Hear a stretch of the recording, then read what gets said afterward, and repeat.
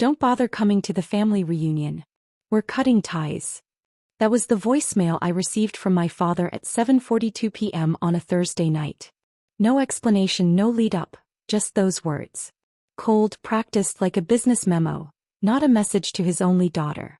By the time I finished listening, my hands weren't shaking. My heart wasn't pounding.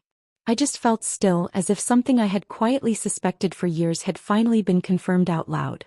I didn't call back. I didn't ask why. I just texted him 2 words. Understood. Then I quietly logged into the loan management portal I had access to, the one tied to the commercial property that supported my family's 3rd-generation business, and I removed my name. That signature, given out of trust 2 years ago, was the only thing standing between their expansion and bankruptcy. I never imagined I'd need to revoke it. But then again, I also never imagined being downed by voicemail. It took less than 6 minutes. By the time I got up from my desk, the weight I'd been carrying for years had already begun to lift. 36 hours later, I woke up to 78 missed calls from my mom, 13 from my dad, 7 from my older brother, and 1 voicemail from my father's accountant that ended with him screaming, "We need to talk immediately." That was the moment I knew. They didn't cut me off. I had finally cut them loose. You don't grow up in a family business without learning that the word family often comes second. My father, Richard, built his company the way he built our household. Brick by brick, rule by rule, with very little room for softness. He ran a chain of auto shops across the state. By the time I was 12, I could read profit and loss sheets better than bedtime stories. By 16, I was doing the payroll for shop number 3 during school breaks. It was never a request. It was an expectation. "We don't hire outsiders," he used to say. "We raise replacements." The business became the family, and loyalty was the unspoken currency. You didn't question decisions. You didn't complain. And you definitely didn't talk back. My older brother Mason was always the golden child. He could skip responsibilities and still be praised for potential. I, on the other hand, was the invisible backbone. Organizing files, correcting his mistakes, smoothing over his tantrums during investor meetings. My mother stayed out of it. Her job was to host, smile, and occasionally remind me to be grateful for what my father was building for us. For a long time I tried to earn my place. I got my MBA top of my class, turned down a competitive job offer, and stayed to help expand the business when they wanted to launch a new headquarters. I negotiated lease terms, secured the best rates, and at the last minute when the bank asked for a second signer on the operating loan, I didn't hesitate. I signed because I was raised to believe that family was forever. That if I showed loyalty I'd finally be seen. I was wrong. The cracks started showing last year when I questioned some of Mason's expense reports. He'd been billing personal trips to the company card, claiming private dinners as client meetings. When I brought it up to my father, he dismissed me flatly. "Don't nitpick your brother. He's learning." 2 months later, I was removed from board meetings to streamline decisions. I received vague updates, edited reports, and was told not to worry about the finances. Then the reunion invite came, or rather it didn't. Just that voicemail. Final. Strategically timed right after I submitted a financial report to the bank that flagged Mason's misuse of funds. That wasn't a coincidence. It was a cover-up. And I wasn't family anymore. So I stopped being their safety net. And that's when things truly began to collapse. In hindsight, the signs were everywhere. But when you grow up craving approval, you become fluent in denial. The first real crack was subtle. During a routine budget review, I pointed out that one of our vendors had submitted duplicate invoices, about $12,000 in padded costs over 3 months. I flagged it immediately, expecting a quick fix, but Mason laughed. "It's a friend of mine. Let it slide. We'll get better terms later." I brought it up to my father afterward, calmly and professionally. He didn't look up from his desk, he just muttered, "You need to stop acting like an outsider." That word, outsider, stuck in my ribs for weeks. Despite managing logistics for 4 expansions, renegotiating our fleet lease at half the cost, and keeping our books spotless for 6 years, I was still just a liability if I asked too many questions. After that conversation, my access to back-end systems slowly shrank. First, I was removed from vendor communications. Then my login to the loan dashboard stopped working. The company credit card given to me expired but wasn't replaced. Every time I asked, I was told there was a system update or temporary reallocation. And yet Mason got a new office chair that cost more than my first car. I started keeping a private folder on my home computer. I reactivated an old contact at the bank, someone who owed me a favor, and casually asked to review the company's loan structure. What I found wasn't shocking, just disappointing. The loan we took 2 years earlier to expand into regional markets, the one meant to fuel our future, was underwritten with 2 names, my father's and mine, and the payments were barely being made. The company was behind, collateral terms were close to default. Worse, my name was being used to keep creditors patient. I had excellent credit because I had no debt, because I was the responsible one. And yet, I wasn't even being told the truth. I started pulling everything I could. Internal spending reports, emails Mason sent under my name, records of where the funds were going. That's when I realized this wasn't just betrayal. It was strategic exploitation. They'd been phasing me out of the family but keeping me close enough to cash in on my signature until they didn't need me, until I flagged the truth to the bank. And suddenly I wasn't family anymore. I was inconvenient. When the voicemail came, it didn't shatter me. It confirmed everything I already knew. It gave me permission to do what I'd already started preparing for. I didn't respond emotionally. I didn't argue. I didn't ask why. Instead, I took a deep breath, opened my laptop, and clicked into the secure folder I'd labeled Redemption Plan. Inside was a digital copy of the loan agreement I signed 2 years ago, evidence of loan misuse, my communications with the bank, and a termination request Danielle had drafted weeks earlier. Yes, Danielle, her name is Danielle. From law school, the woman who helped Elena take down her husband in a different life. Some connections are worth keeping. Danielle and I had reviewed the terms multiple times. I had signed as a co-appendant but not as a guarantor. That meant if I formally withdrew my name before restructuring, the bank was obligated to notify the business and requalify the loan without me. And without me, their financial standing crumbled. Danielle said one line that stayed with me: "Don't scream, don't warn. Just move the brick holding the wall up and let it fall." So that's what I did. I submitted the withdrawal online. It took 4 minutes. Then I emailed the bank my evidence: vendor fraud, personal misuse of funds, changes in my access that proved I was being deliberately shut out. Within the hour, the bank froze the account. Quietly, no notice to them. They needed time to review the irregularities. In reality, they were scrambling to calculate how risky this loan had just become. While they scrambled, I called the accountant. Mine, not my father's. I explained everything. My exposure, personal credit impact, asset protection. I had moved my savings into a trust the week before. My credit lines were now firewalled. They couldn't touch me. Then I waited.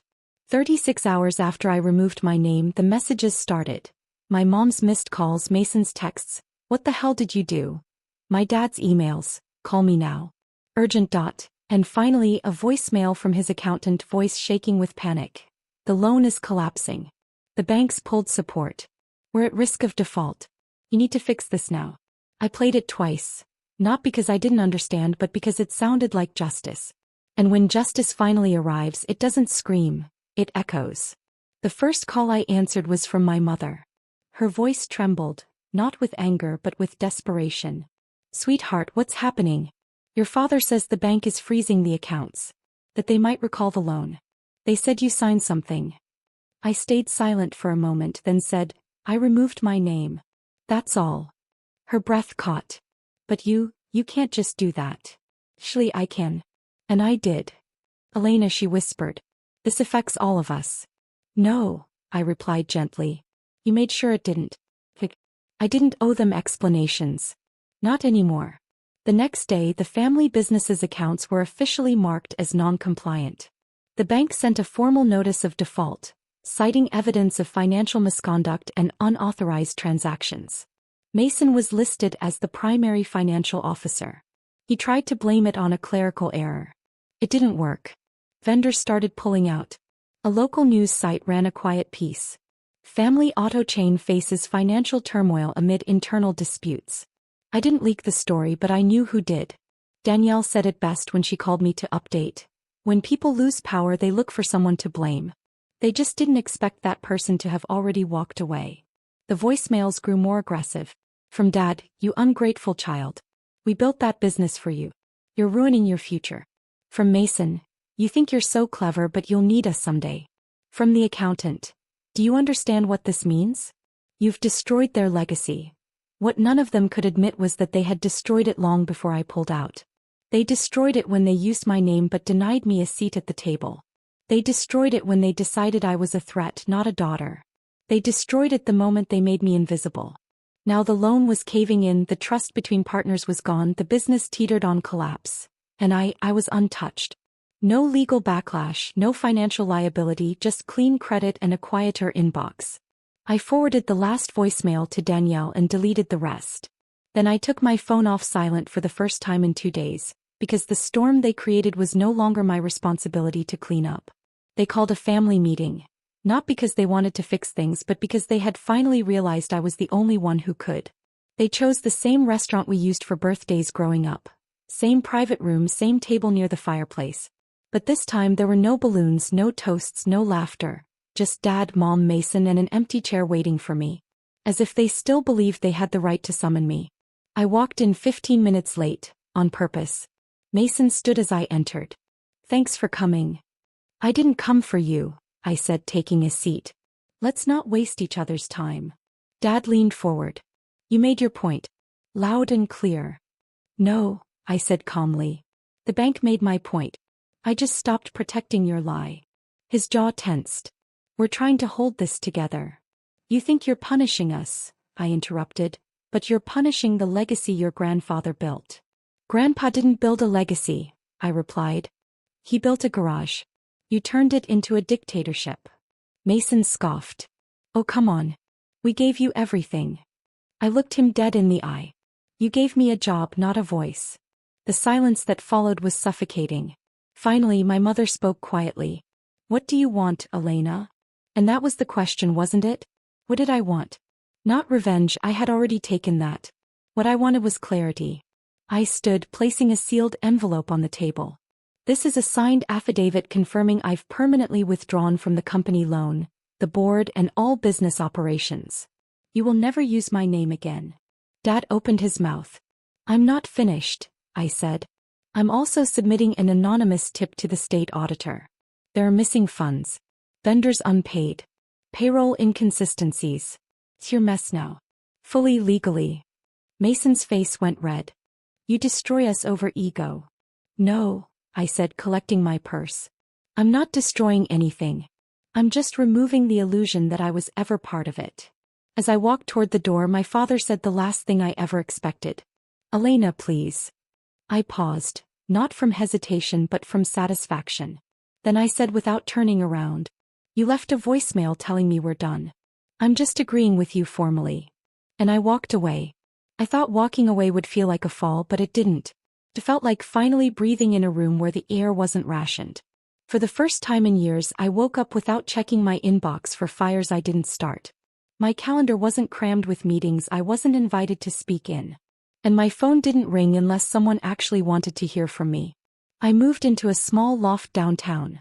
Open windows, quiet mornings, enough space for both a desk and my peace of mind. I started consulting for small women-led startups, helping them do what I was never allowed to do. Make decisions. Turns out the skills I sharpened in silence were gold in the right hands. One of my first clients asked why I left the family business. I told her because I stopped confusing being useful with being respected. She nodded as if she'd heard those words in her own life too. I saw Danielle often. We met over coffee and she kept trying to convince me to start something official. A boutique firm that helps women escape toxic business ties and protect their futures. We sketched out a name on a napkin. Anchor and Flame. Because sometimes you steady a ship and sometimes you burn it down. Within a month, we had our first 3 clients. Women from broken partnerships, daughters, wives, and sisters who had been told they were part of something until they dared to ask for control. Helping them didn't heal me. It reminded me that I'd already done that. I didn't need apologies from my father, respect from my brother, or recognition from anyone who had trained me to shrink. I had what they never gave me. Not inheritance or legacy but freedom. And once you've tasted freedom, you don't settle for less. 3 months after the courtroom settled everything, I received one final envelope from the family business. It wasn't from my father or Mason. It was from the bank. Inside was a simple letter.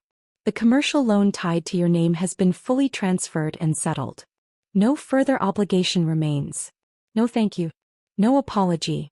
Just a clean line, drawn in ink and legality. I smiled. Closure doesn't always come from the people who hurt you. Sometimes, it arrives as a final balance statement, with zeros across the board. I placed the letter in a file marked complete and slid it into the back of my cabinet. That night, I lit a candle on my loft windowsill and opened the window wide. Outside, the city hummed, distant but alive. I thought about that voicemail one last time. Don't bother coming to the reunion. We're cutting ties. They wanted silence, obedience, absence, and they got all three. But what they didn't expect was that I would thrive in that silence. That I would build something, not out of revenge but out of truth. That I would become more than the invisible daughter they used for signatures and silence. I poured myself a glass of wine, opened the latest client file, and scribbled a note to a woman named Mira, whose husband had locked her out of their bakery's books. Under it I wrote, "You're not difficult. You're just finally visible." The candle flickered. The air moved. The city didn't stop. Neither would I. And that was the last time I thought of it as cutting ties. Because ties can strangle. But letting go, is how you learn to stand alone and still stand tall.